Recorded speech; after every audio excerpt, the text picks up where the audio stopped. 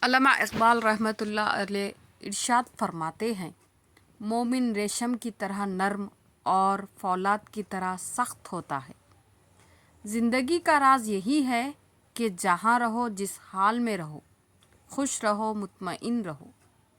جو مسائل انسان حل نہ کر سکے، قدرت انہیں حل کرتی ہے۔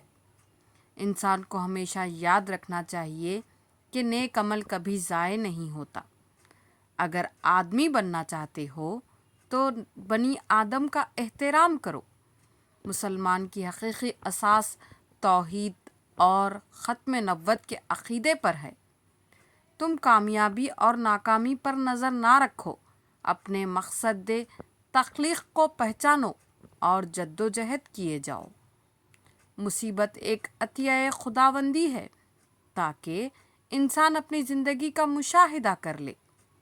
محبت کرنے والا بندہ خدا کی راہ پر چلتا ہے، مومن اور کافر دونوں سے محبت کرتا ہے۔ جزاک اللہ۔